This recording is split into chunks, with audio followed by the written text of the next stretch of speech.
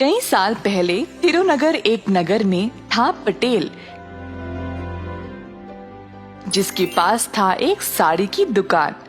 पटेल के पूर्वजों से ये कारोबार चलते आ रहा था और उसके पिताजी इस व्यापार का अत्यंत आदर करते थे। पटेल के बड़े होने के बाद उन्होंने दुकान की जिम्मेदारी पटेल को सौंप दी। पटेल अपने पिता की बातों को अक्सर अनसुना करके केवल दुकान जाकर खाली बैठता था, बिना कुछ काम किए। एक दिन दुकान जाते समय रास्ते में पटेल ने अपने दोस्त पलंग को बुलेट की बाइक पर देखा।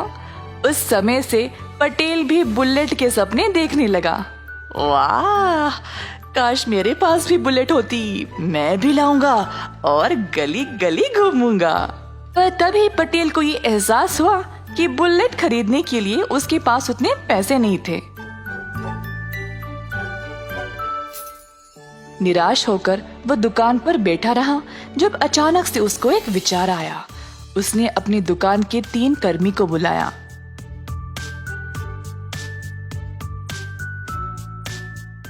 अरे जरा बताओ, हमारे पास पूरे कितने साड़ियाँ हैं? साहब जी, हमारे पास शायद लगभग 50 साड़ियाँ होंगी। बस 50? मुझे कम से कम 150 साड़ियाँ बेचनी है। अब और 100 साड़ियाँ कहाँ से लाऊं? साहब जी, मेरा दोस्त एक थोक व्यापारी है। उसके पास एक साड़ी तकरीबन 100 से 250 रुपये के बीच में मिल जाएगी। माल हमारे जितना अच्छा नहीं है, पर सस्ता तो है। अच्छा, एक काम करो, उसके पास जाओ और एक साड़ी 100 रुपये के दाम पर 100 साड़ियों को ले आओ। किसी को इस बारे में नहीं बताना, ठीक है? तो हमें फिर 10,000 रुपये की जरूरत है। आप पैसे दे दो तो हम माल ले आएंगे साहब। पटेल के पास 10,000 रुपये भी नहीं थे, तो वह अपने 50 साड़ियों को 1,000 के दाम में बेचने लगा। 15 दिन के अंदर उसने सारे साड़ियां बेच डाली और उन पैसों में से 10,000 निकालकर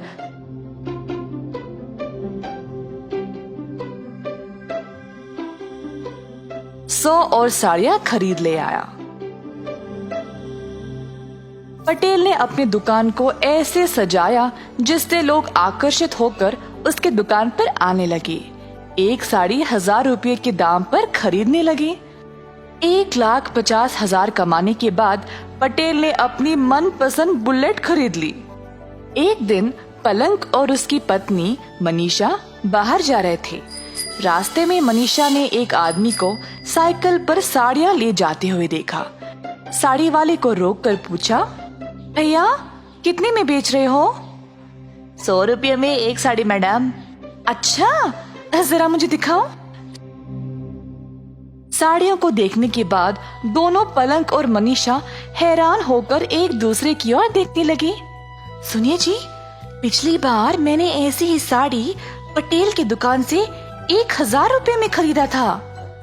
हाँ, सही बोला तुमने, कुछ तो गड़बड़ है।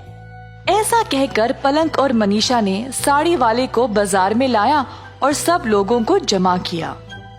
सुनिए सब लोग, मैंने ये साड़ी पटेल की दुकान पर 1,000 रुपये में खरीदा था और ये लड़का वही साड़ी 100 रुपये में बेच रहा है। ये तो धोखा हुआ। मेरे साथ जो हुआ, मैं नहीं चाहती कि आप लोगों के साथ भी हो, इसीलिए मैंने आप सब लोगों को यहाँ जमा किया है। ऐसा कहते हुए सारी भीड़ पटेल की दुकान की ओर चल पड़े। पटेल ने अपनी नई बुलेट के लिए पूजा करवाया और अपनी दुकान की ओर आया। दुकान के बाहर इतनी भीड़ जमा देखकर हैरान परेशान हो गया। 1,000 में एक साड़ी बेच रहे हो और ये एक पोछे के लायक भी नहीं है। तुमने 100 रुपयों की साड़ी को खरीदा और हम सबको 1,000 में बेच रहे हो। क्या ये ठीक है पटेल? सारी भीड़ पटेल के ऊपर टूट पड़ी और धमकी देने लगी कि अगर वो उनके पैसे वापस नहीं करेगा तो उसको शहर से बाहर निकाल दिया जाएगा। जब पटेल के पिताजी को ये खबर पहुंची तो वह तुरंत दुकान पर आ गए। सुनिए भाइयों और बहनों, सुनिए, कृपया आप सब लोग क्षमा कर दे। आप सबको हमारी दुकान के बारे में कई सालों से पता है ना। जो मेरे बेटे ने किया वो बहुत गलत है। मैं आप सबको पैसे वापस लौटा दूंगा,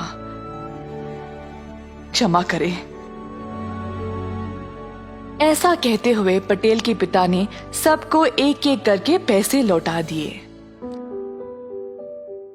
सबसे छोटे बेटे हो, इसीलिए इतना लाड़ और प्यार से पाला है तुमको। तुम पर दुकान की जिम्मेदारी सौंपा ताकि तुम भी अपने भाइयों की तरह सफल बन जाओ, पर उल्टा तुमने मुझे ही शर्मिंदा किया।